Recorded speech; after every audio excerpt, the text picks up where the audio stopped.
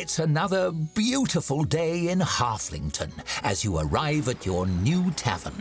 There's no rot or slime, and it's even partially furnished. What luck! That's odd. The staff room furniture is badly burned.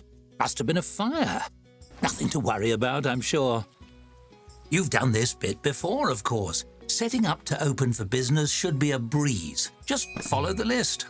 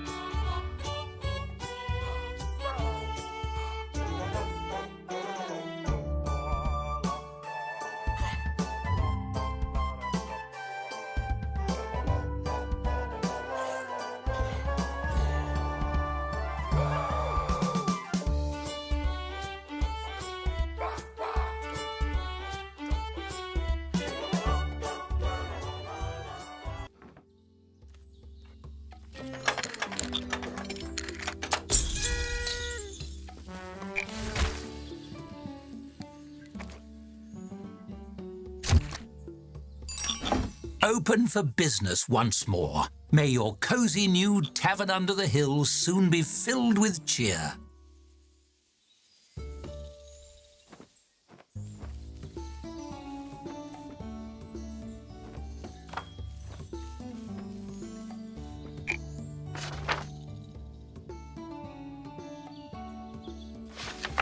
Ah, harvest season.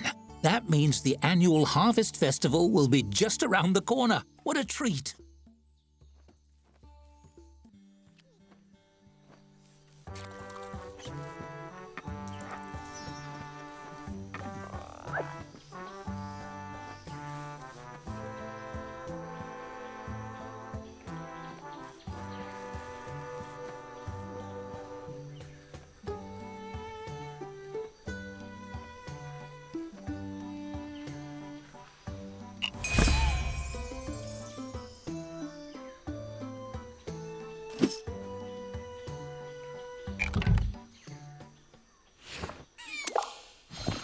Hello there. I'm Glenda Slatekeep, Mayor's liaison. The Mayor's office put together a wee gift basket to welcome you to the neighbourhood, and just in time for the Harvest Festival. You turn to find a halfling woman brandishing a huge basket overflowing with flowers and festooned with ribbons. Nestled among the flowers is a sign reading, "You're new here." I'll just put it up here on the bar top then.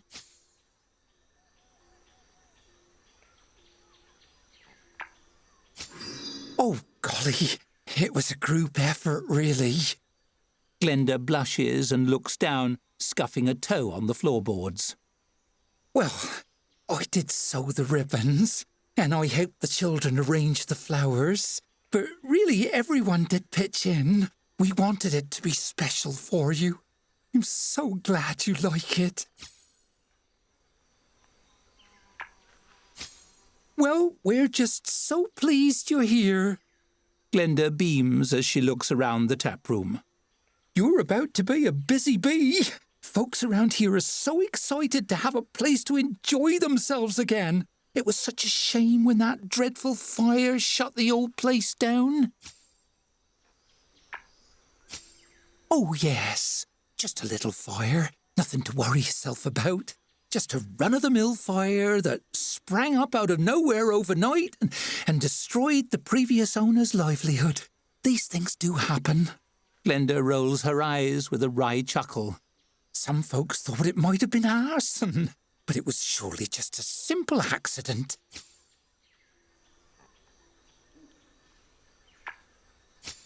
Don't be. We're surrounded by trees. A little fire here and there is to be expected. That's what the fire brigade is for. She gives you a warm smile and a curtsy. I really must get back to the office. Enjoy the gift basket and welcome again to our little corner of the land. And have a wonderful harvest month. Hope to see you at the festival. Perhaps there's cause to worry about the fire damage, perhaps not. On the bright side, the basket really does smell lovely.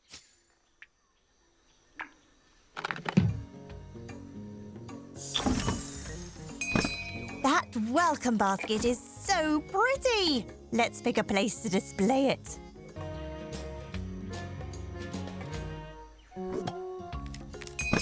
Ooh, lovely. I can't wait to see your vision for this tavern. A kind soul, that Glenda. Not surprising she finds it hard to imagine anyone would be setting fires on purpose.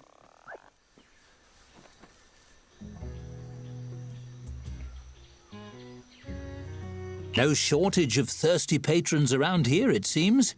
You should be able to get a 1-star rating in no time.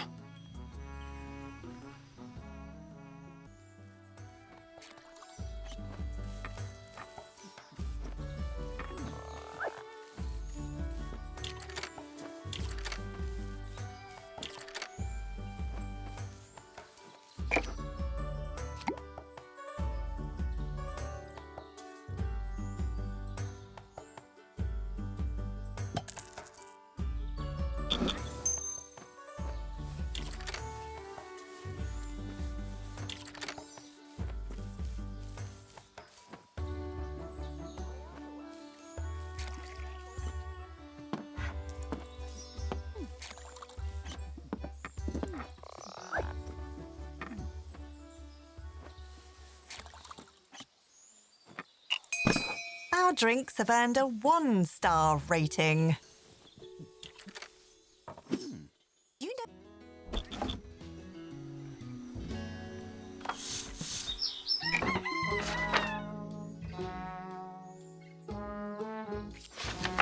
Oh dear. Did that headline mention another fire? It seems the fires are all happening to businesses expanding for the festival.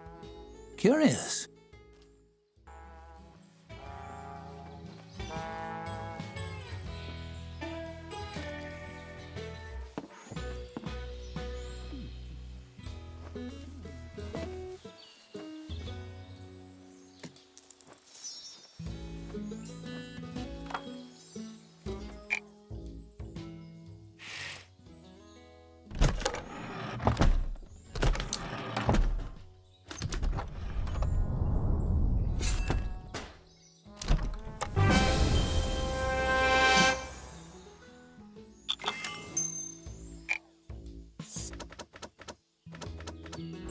One star already? I knew you could do it again. Once can be fortune, twice is skill. I expect it won't be long before the guild notices your progress.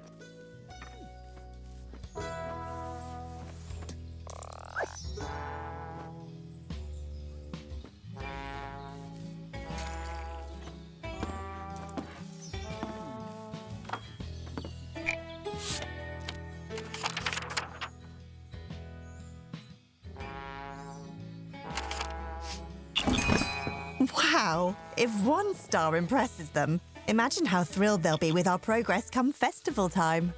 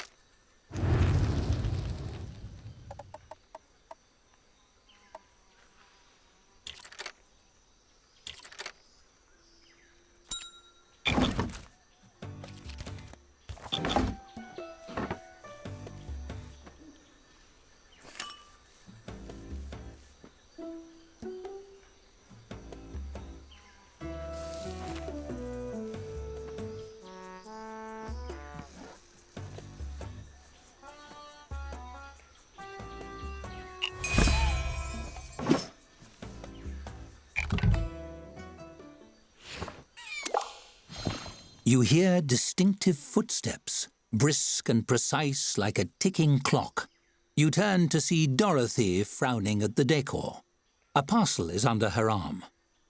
You're off to a decent start here. Plenty of space, that's good. You'll have your hands full soon. I brought you something to help.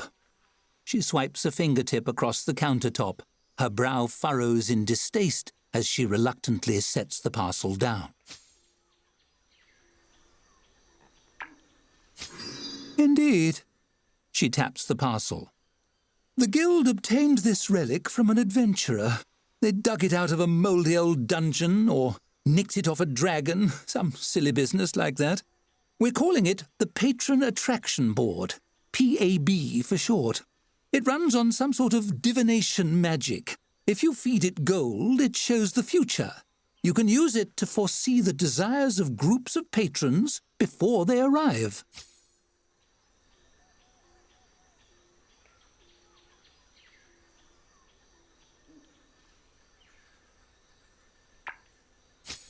See that you do. Please refrain from letting me down, Dorothy sighs. Speaking of letting things down, I believe I'm due to let my hair down a little. She reaches back and adjusts her bun, loosening it ever so slightly. Much better. You know what? Perhaps I'll take a small vacation and stay in town for the festival. I'll see you afterward. Remember, the guild expects great things here. More importantly, so do I. Ooh, a patron attraction board? That sounds fun. Let's give it a whirl.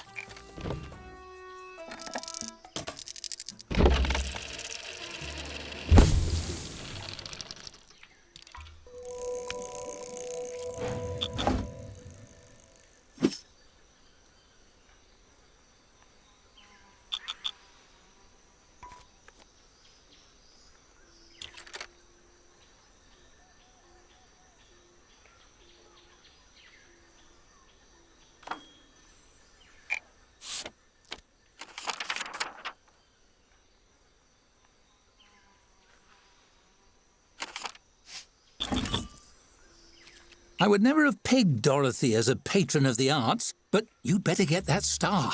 The show must go on.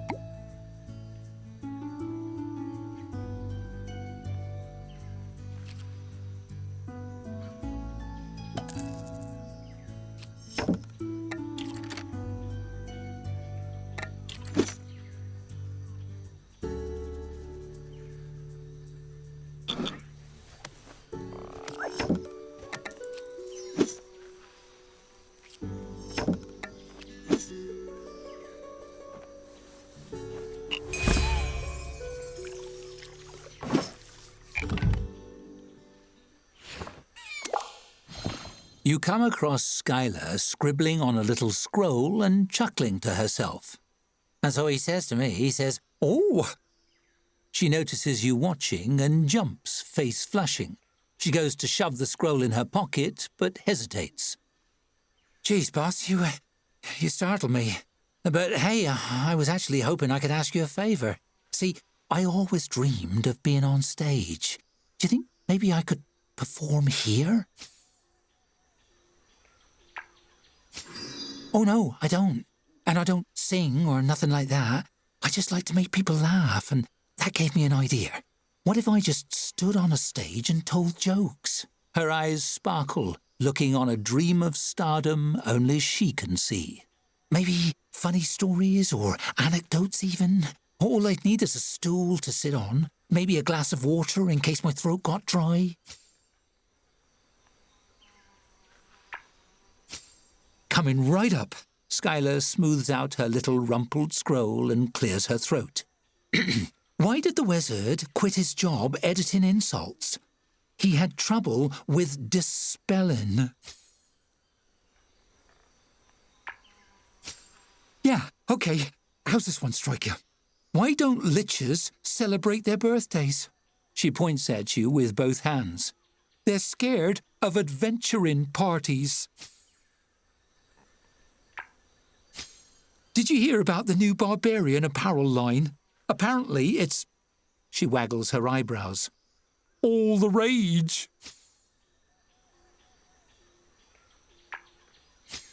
Really? You mean it? She lets out a whoop and thrusts her fist into the air. You won't regret it, boss. I'll even put you in my act. You're gonna love it, I promise.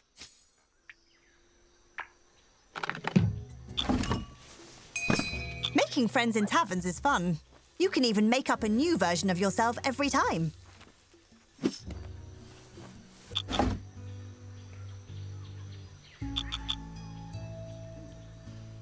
With the tavern growing by the day, you're the talk of the town. Maybe patrons won't be the only thing you're attracting.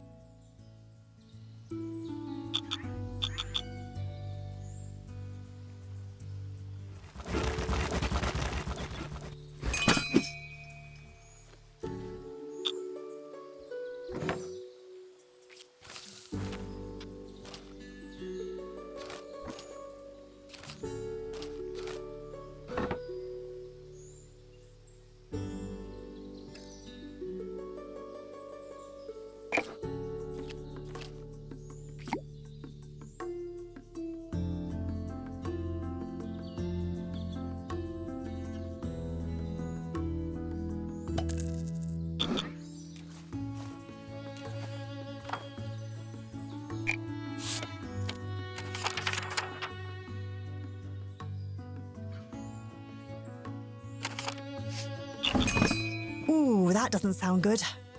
Maybe we'd better prepare for a fire.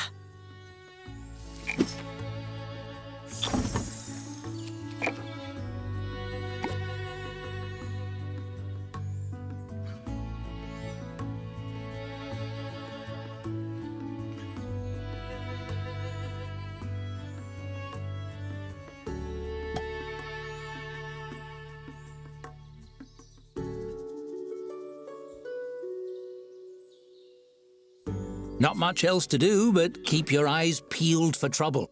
Might as well peel your ears too, just in case.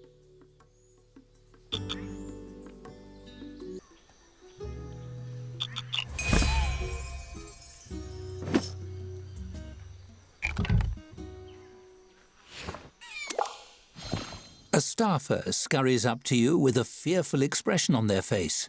I went to use the loo and saw a weirdo in a cloak sneaking around with some kind of fat lizard. You nod and creep into the tap room. You see a figure holding a bright red lizard stiffly at arm's length.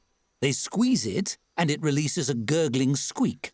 A jet of fire streaks from its mouth, splashing flames everywhere. The intruder, startled, turns to face you. You see they're wearing heavy elbow-length gloves like a blacksmith's. They scamper toward the bar, brandishing the salamander. Liquid fire drips from the creature's mouth, spattering on the taproom floor. Behind them, the burning furniture blazes higher. You need to do something. You reach for something to smother the fire and reduce the damage to your tavern.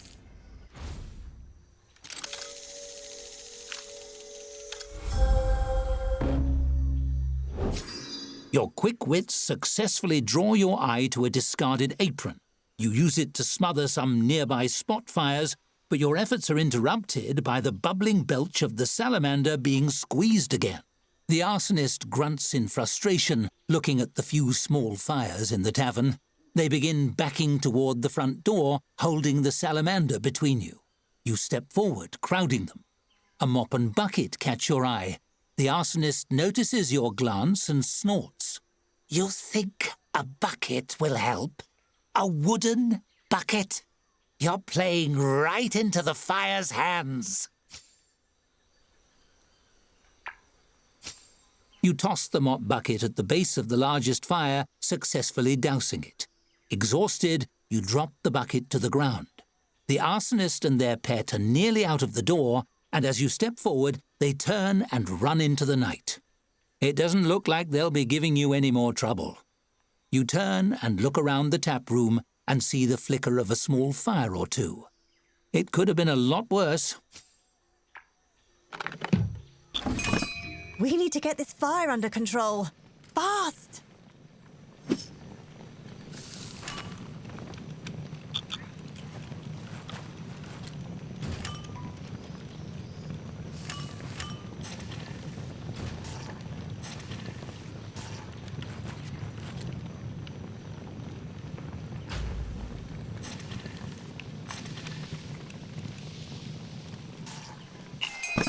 That takes care of the fires. Now we just need to clean up the mess. Shame the arsonist escaped, but with the scare you gave them, they likely won't be troubling you again.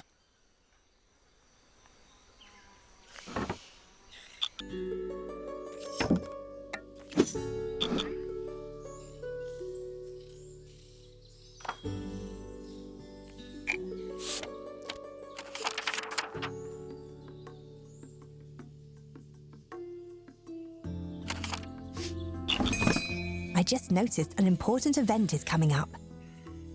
Isn't that sweet? I've always said Halflington is a lovely place to recover from a traumatizing disaster.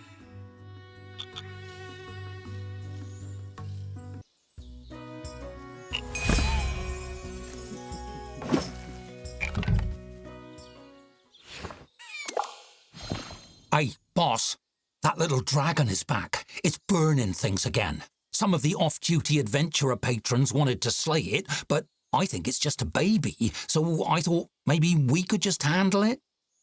Your staffer watches with concern as the tiny dragon flits about the rafters like a trapped bird. Its puny flames singe the furniture as it chirps terrible threats. Aha! Burn, peasants! Feel the devastating heat of my dragon breath!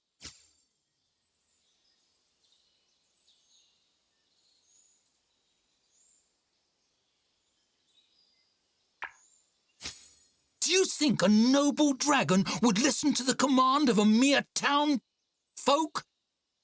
person? Nay. Also, do you know who my dad is? He's like a big deal up north. He could eat all you tiny morsels. Just wait till I grow up. I'm going to come back and roast you guys so good. The dragon cackles shrilly and spits a final tiny jet of fire, blackening the veneer on a table.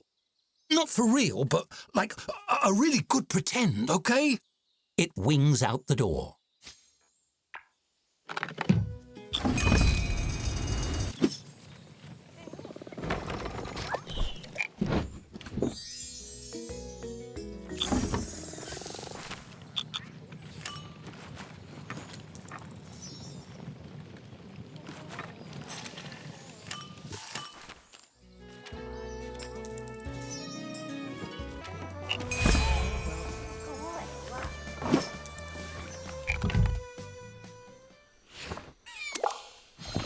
You find a note for you on the bar. It simply says, "Tavern keeper, meet me outside, love admirer." You wander out and circle the tavern, curious, and find an unexpected sight, a reverse centaur. You get my gift? My note? No name? Very mysterious. Very romantic. It fixes a large, liquidy eye on you and bares its massive, blunt teeth in what might be an attempt at a flirtatious smile. Saw you through window. Love at first sight. You feeling it too, yes? For me, we run away together now. It's no small feat, letting someone down gently.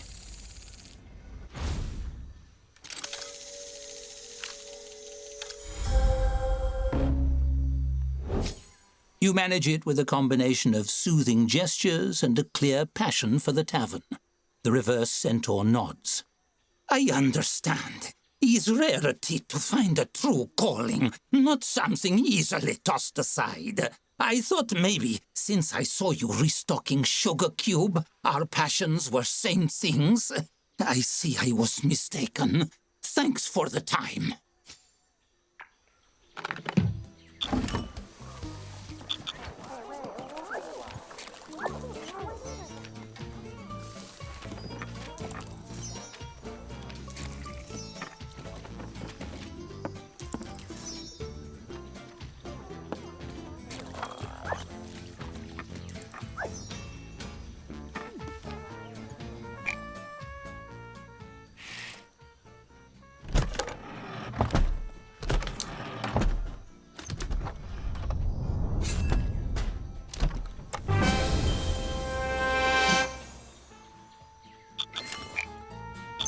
Two stars? Quite the feat. I like to see my protagonist rising in the world.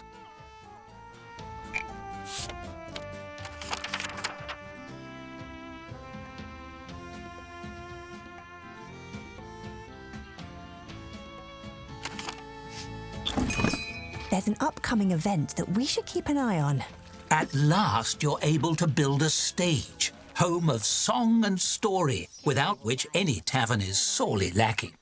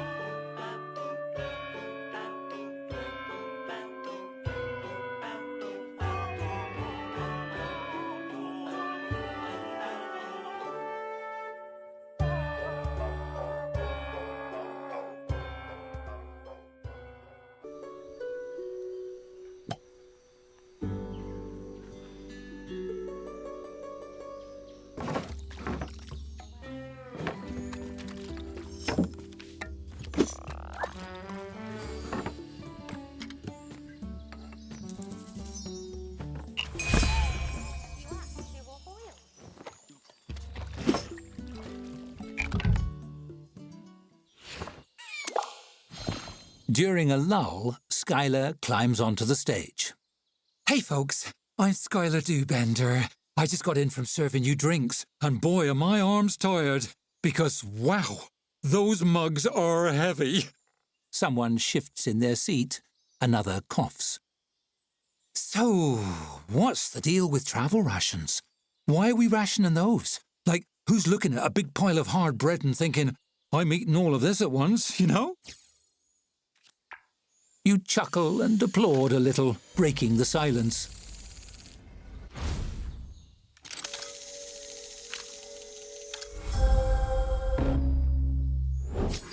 Your enthusiasm is infectious enough for a light scattering of applause to spread. Skyler presses on, encouraged. Hey, anyone here from Riverbottom?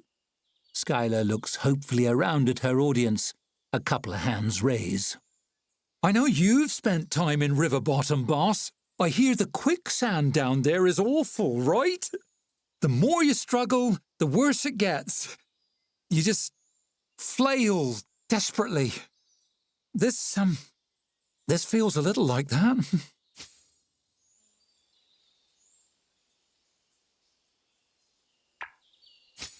She snorts indignantly. You think I can't touch the bottom? Why, because I'm short. At least I'm not tall. Tall people. Always strutting around acting better than everybody. You can't fool me, tall people. I've seen you in rooms with low light fixtures. A few laughs bubble up from around the room as Skyler plays to her audience. They are. You know what they're really the worst at? Falling down. They make it so dramatic. I think it's because they think they might break in half when they land. Then they'd become what they fear most, a short person. The laughter swells into applause and whistles. Skyler beams. And that's my time. Thanks, folks. You've been a great crowd. She takes a sweeping bow and hops off the stage.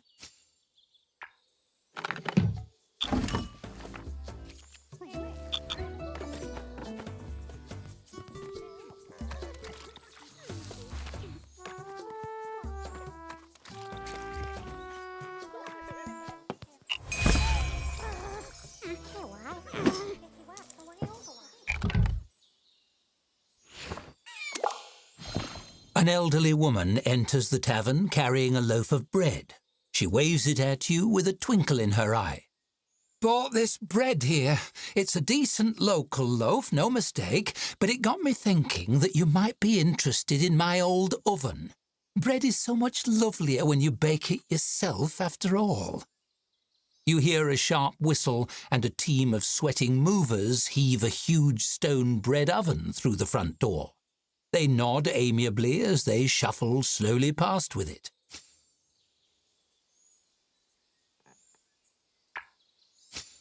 Dear, my hands and this oven provided daily bread for all 14 of my children for decades, and for their children after. But I'm getting older now, and these hands have done enough kneading for a lifetime. Time I gave them a rest. She pats the side of the oven gently. Anyway, my children have their own families to bake for, and their own ovens besides, as it should be.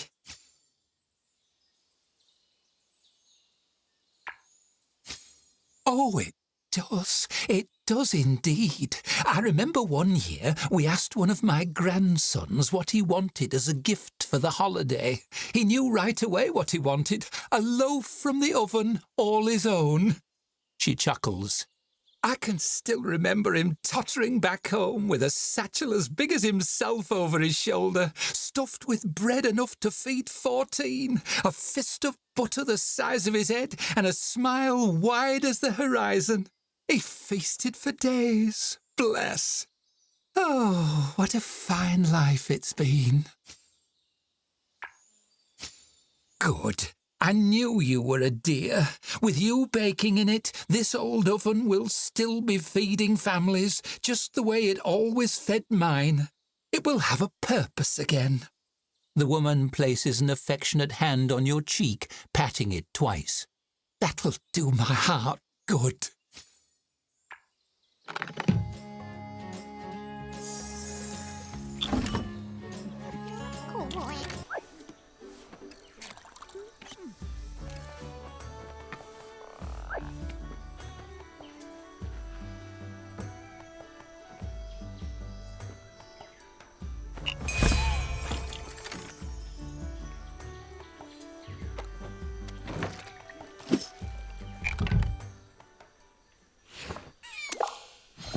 I feel so alive.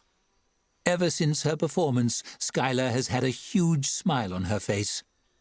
I've never had so many people laughing at me before. Except for that time I fell in the pond and a frog got in my pants. This feels different, though. In a lot of ways, actually. She shakes her head, wistful. I wish I could feel that every day. What should I do?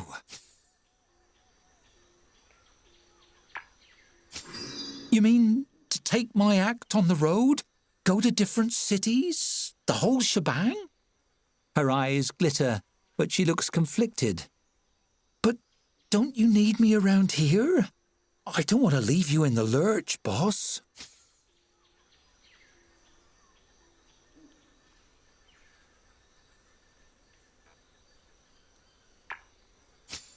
I guess that makes sense. The life of a travelling performer is probably really hard. No steady paycheck, hostile audiences, uncertain working hours, wolves. Skyler heaves a sigh. I could probably still be happy putting my passion to the side, as long as I don't give it up completely.